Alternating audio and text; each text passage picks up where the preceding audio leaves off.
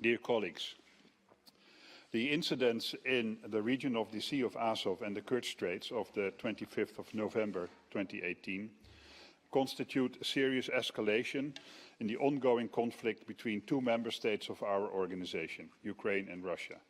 It is of utmost importance that this new conflict is resolved peacefully as soon as possible and is not used to permanently intensify the wider conflict between Russia and Ukraine even further. We are grateful to the rapporteur for putting before us a wise and a balanced report and a resolution that calls on the states in question to do exactly that. The report states the facts that are indisputed, informs us about the background, and shows clearly the different and competing claims from both sides with respect to disputed facts.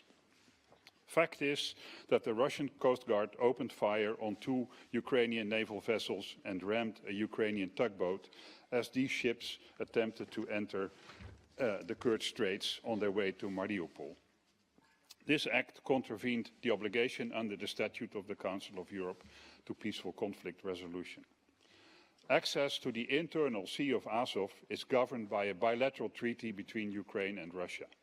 The Ukrainian side has claimed that the provisions of the treaty were followed to the letter. The Russian side has claimed exactly the opposite.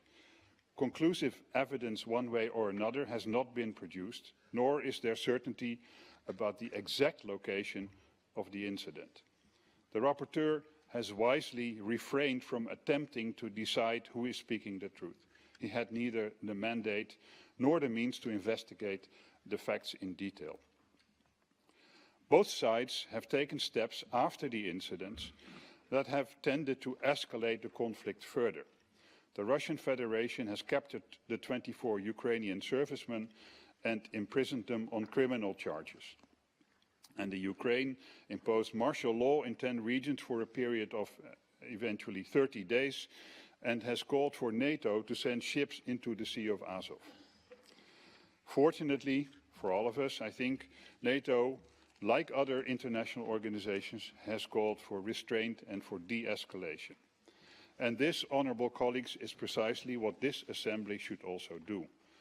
The resolution that we are debating today calls for the immediate release of the Ukrainian servicemen by the Russian Federation, and it calls on both Russia and Ukraine to respect the bilateral treaty on the use of the Sea of Azov and the Kerch Straits, and to employ legal and diplomatic means to resolve any disagreements. We, as unified European left, find this approach a wise one. We welcome the resolution and we will support it wholeheartedly. Thank you. Merci. La parole est à Madame Grosdanova pour le groupe PPE. Thank you, Madam President, dear colleagues.